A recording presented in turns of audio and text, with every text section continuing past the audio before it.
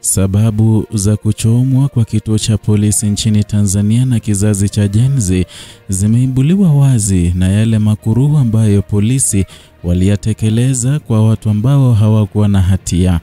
Hujambo na karibu.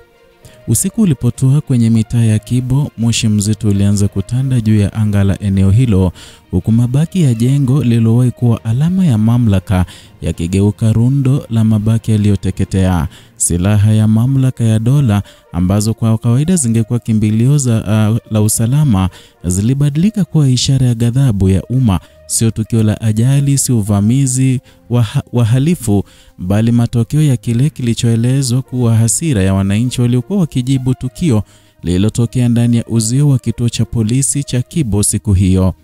Katika kile kilichofanyika mapema kabla maandamano kuanza kuenea mitaani, kundi la watu zaidi ya 12 lilijikuta limetiwa mbaroni na kupelekwa kituoni. Kwa mujibu wa simulizi la mashuhuda, walikamatwa kabla ya maandamano kuchukua sura ya wazi, wakiwa wanapinga kuhusishwa na harakati hizo. Kile kilichoanza kama hatua ya kuwazuilia lilidaiwa kubadilika ghafla ndani ya kituo hicho, ambapo majeraha ya risasi na kifo viligeuka kuwa mwisho wa safari kwa baadhi ya waliokuwa chini ya ulinzi. Tukio hilo halikujulikana mara moja kwa umma. Saizi ya migogoro ilianza kuwa dhahiri pale sauti za maumivu, ukombozi na kilio kutoka ndani ya uzio zilipoanza kusikika nje, zikipenya ukuta wa kimya uliokuwa umezunguka kituo hicho. Wapita njia wengi wakiwa sehemu ya msafara wa maandamano uliokuwa unaanza kujikusanya, walijikuta wakisimama, wakitazama na hatimaye kushuhudia kile kilichoonekana kuwa mwisho wa uvumilivu wa miaka mingi ya hisia za kutokuwa na imani wa taasisi za usalama. Hasira ilipanda kwa kasi. Kilichokuwa kilio cha ndani kilibadilika kuwa wito wa hatua. Umati ulioanza kwa kusimama tu nje ya lango uligeuka kuwa nguvu ya pamoja iliyolenga kuvunja ukuta na kuingia ndani. Ndani ya dakika chache watu waliokuwa bado hai walitolewa nje, wengine wakiwa na majeraha makubwa, baadhi wakitetemeka, baadhi wakiwa wameelemewa na uchungu usioweza kuelezeka. Wale waliotolewa wakiwa bado na uhai waligeuka ushahidi wa kile kilichotokea, wakichochea hisia nzito zaidi. Katika mtiririko huo wa hasira, kituo chenyewe kiligeuka kitovu cha kisasi. Magari yaliyokuwa nje ambayo kwa kawaida yangeonekana kama nyenzo ya ulinzi ama za ulinzi yaliwekwa moto pamoja na jengo zima, hatua ambayo iligeuza usiku huo kuwa taswira ya kuporomoka kwa imani kwa taasisi zilizowahi kuaminika kuwa nguzo za utulivu. Kuungua kwa kituo hakukuwa kitendo cha uharibifu, kilionekana kama ujumbe mzito kwamba kile kilichofanyika ndani ya kuta zake hakikuachwa bila jibu. Tukio hilo lilitoa taswira kali ya mgongano kati ya mamlaka na raia, na kwa upande mmoja polisi walisimama kama alama ya utawala wa sheria, wakipewa jukumu la kulinda maisha na mali. Kwa upande mwingine, raia waliokuwa wamechoshwa na kile walichokiona kama ukandamizaji wa muda mrefu walijikuta katika nafasi ya kutekeleza kile kilichotazamwa kama hatua ya kulipiza kisasi baada ya kupoteza imani kwa njia za kawaida za haki. Kwa kuangalia kilichotokea kabla ya moto, simulizi lilianza mapema asubuhi, wakati taratibu za maandamano zikianza kuchochewa na ujumbe kutoka maeneo mbalimbali. Uvumi wa kukamatwa kwa watu uliendelea kusambaa chini ya usimamizi wa vikosi vya usalama. Walioshikiliwa walipelekwa kituoni, hatua iliyotazamwa kama njia ya kudhibiti machafuko kabla hayajashamiri. Hata hivyo, ndani ya dakika chache tangu wafike, majeraha makubwa yaliyopelekea vifo viliripotiwa kutokea ndani ya selo bila uwepo wa utaratibu wa kawaida wa kisheria au uchaguzi wa awali. Katika mazingira ya kawaida ambapo hatua kama hizo hutegemewa kupitia uchunguzi huru na taratibu rasmi, tukio hilo halikupata muda huo. Badala yake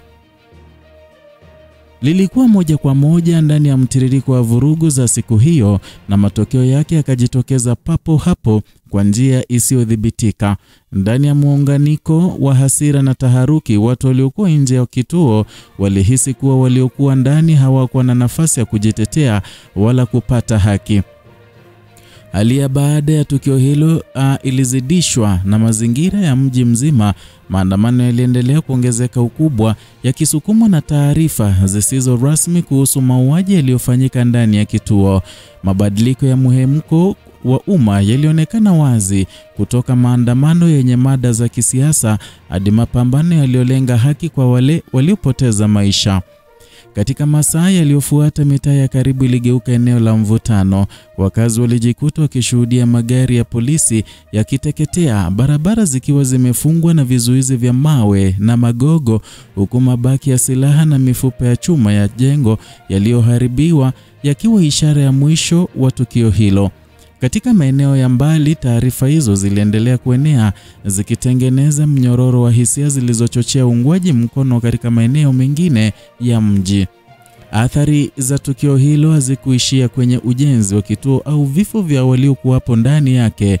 Iliathiri taswira ya mfumo wa usalama kwa ujumla, ikileta maswali mapya kuhusu nafasi ya polisi katika kusimamia haki na utulivu.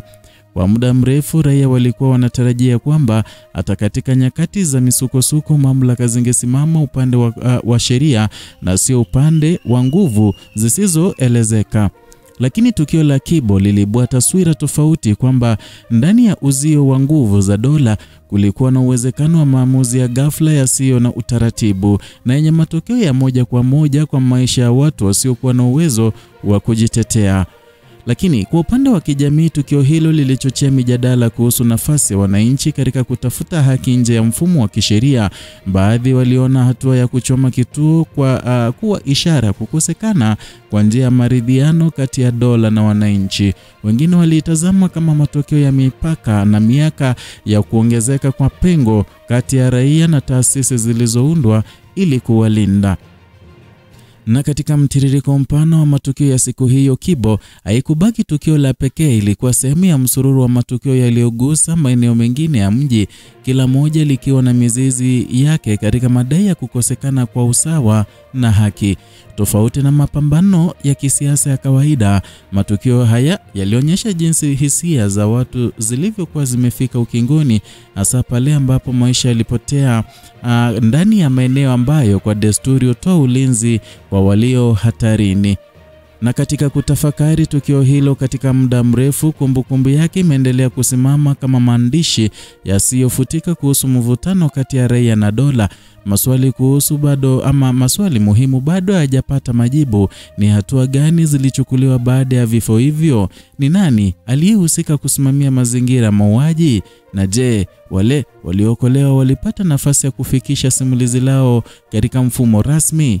Na zaidi ya yote, je, tukio hilo lilibadilisha namna polisi walivyojihusisha na raia katika migogoro ya kijamii?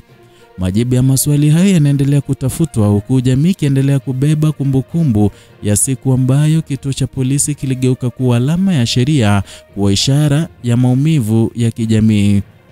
Kwa wale walioshuhudia, moto huo haukuwa tu tukio la uharibifu, ulikuwa mwisho wa imani iliyolemewa na vifo vilivyotokea kabla yake. Na kwa taifa, ulikuwa ukumbusho mkali kwamba haki inapokosekana ndani ya taasisi za usalama, ulichobaki barabarani si maandamano bali mlipuko wa kizazi kilichochoka kungoja. Haya ni baadhi ya matukio yaliyotokea ambayo hayajasemeka sana kwenye mitandao ya kijamii na watu hawayajui, hasa wakati wa maandamano na vile mali ilivyoharibiwa na wengi kupoteza maisha. Shikilia papo hapo, tuzidi kukujuza na vile zidi kutusupport kwa kusubscribe, kulike na kushare video zetu, kugonga alama ya kengele ili uwe wa kwanza kupokea taarifa hizi.